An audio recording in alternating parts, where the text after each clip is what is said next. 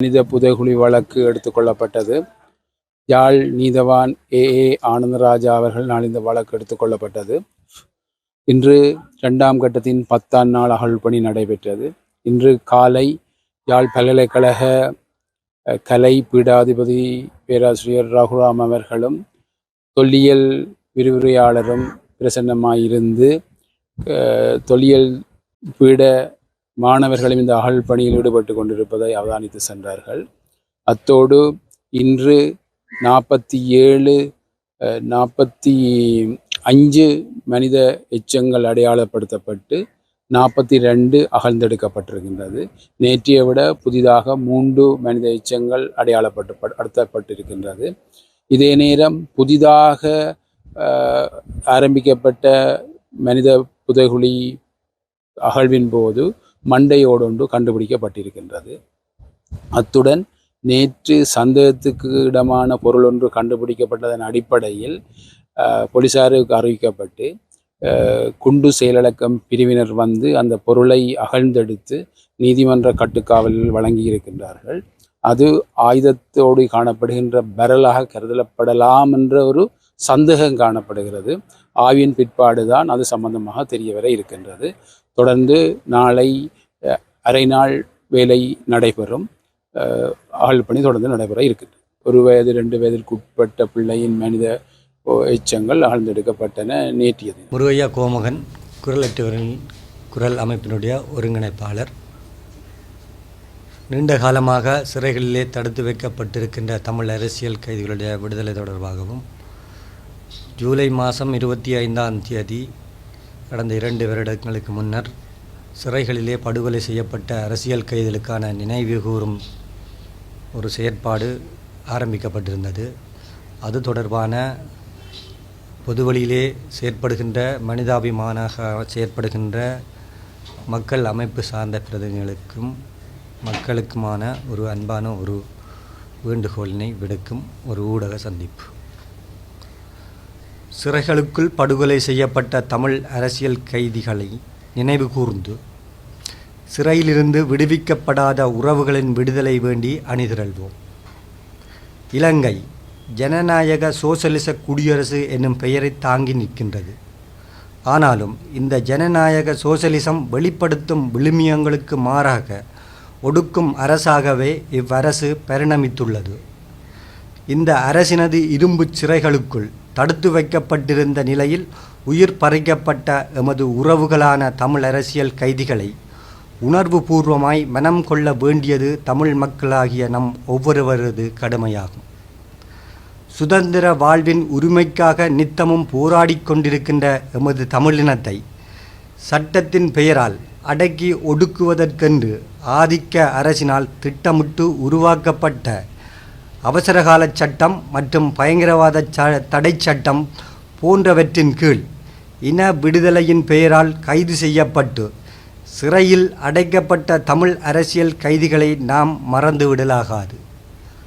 நாட்டின் பல்வேறு சிறைகளிலும் தடுத்து வைக்கப்பட்டிருந்த நிலையில் வெவ்வேறு காலப்பகுதிகளில் மனிதாபிமானமின்றி கொல்லப்பட்ட நூற்றுக்கணக்கான எமது உறவுகளை நினைவேந்துவதுடன் 30 ஆண்டுகள் கடந்தும் விடுதலையின்றி இன்று வரை சிறை கூடங்களுக்குள் தடுத்து வைக்கப்பட்டிருக்கும் தமிழ் அரசியல் கைதிகளின் சுதந்திர விடியலுக்காக கரங்கோர்த்து குரலுயர்த்த அனைவரும் ஒன்றிணைய வேண்டிய காலத்தின் கட்டாய தேவையாகும்.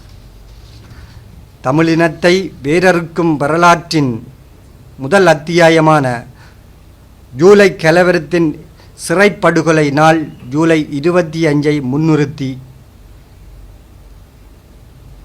சிறைகளுக்குள் படுகொலை செய்யப்பட்ட உயிர்களுக்கு சிரம் சாய்த்து நினைவேந்தி இன்று வரை சிறையிலே வாடும் உறவுகளின் விடுதலைக்கு வழியமைப்போம். அரசியல் கைதிகளின் விடுதலைக்காக உணர்வு பூர்வமான போராட்டத்தை முனைப்புடன் முன்னெடுக்க குரலற்றவரின் குரல் அமைப்பு சகல தமிழ் சமூகங்களிடமும் அழைப்பு விடுக்கின்றது.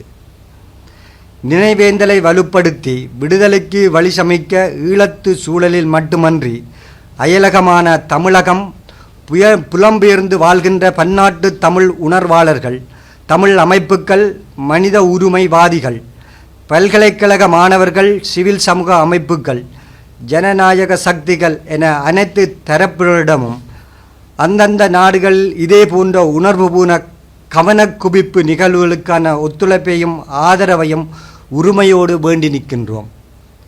எதிர்வருகின்ற 24 மற்றும் 25ஆம் திகதிகளில் யாழ்ப்பாணம் கிட்டுப்பூங்கா சுற்றையலில் இடம்பெறும் இந்த நினைவேந்தல் செயற்பாட்டில் சமூக உணர்வு கொண்ட அனைத்து தரப்பினரிடம் தவறாது பங்கேற்று ஒன்றிணைந்து உறவுகளை சிறைமீட்க குரல்களை உயர்த்தி உறவுகளின் விடுதலைக்கு அணிதிரள வலு சேர்ப்போம். நன்றி. வணக்கம். 30 வருடம் சிறையில் இருக்கிற விக்னேஸ்வர பார்த்திவனின் தங்கை வாகினி.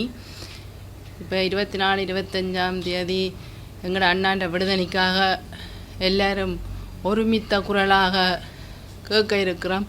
இதுவரையில் நாங்கள் அப்படி கேட்டதில்லை. இந்த முறை நாங்கள் எல்லாரையும் கேட்க போகிறோம் எங்கட அண்ணா விட சொல்லி. ஏனென்றா எங்கட அண்ணா பாவம் 30 வருஷத்துக்கு மேலே அவர் அதுக்கே இருக்கிறார். இதை பார்க்குற எல்லாரும் இதில் வந்து குரல் கொடுக்கணுமென்று தான் நான் கேட்குறேன். ஏனென்றா எங்கட அண்ணா வெளியில் வரணும். எங்களுக்கு எல்லா அமைப்பாக இருந்தாலும் போதும், அமைப்பாக இருந்தாலும் எங்கட அண்ணா காண்டி நீங்கள் வந்து குரல் கொடுக்கணுமென்று தான் எங்களுடைய ஆசை. ஏன்னா 30 வருஷத்துக்கு பிறகு அவர் உள்ளுக்க இருக்கிறது நியாயம் இல்லை. எங்கட அண்ணாவை எல்லாரும் வந்து எல்லா அமைப்பையும் நாங்கள் கேட்குறோம். எங்கட அண்ணா நாங்கள் இப்படி ஒரு போராட்டம் நாங்கள் செய்ததும் இல்லை. எங்களுக்கு இதை பற்றி ஒன்றுமே தெரியும். நாங்கள் இந்த முறை தான் கேட்குறோம். எங்கட அண்ணாவை இவ்வளோ நாள் நாங்கள் நம்பி நல்லா ஏமாந்து போனோம். இந்த முறை என்றாலும் எங்கட அண்ணாவை விடணுமென்றதுக்காண்டி எல்லாரும் ஒத்துழைச்ச எங்களுக்கு குரல் தரணும் எங்கட அண்ணா விடுதலைக்காக என்றுதான் நாங்கள் கேட்டுக்கொள்ளுறோம்.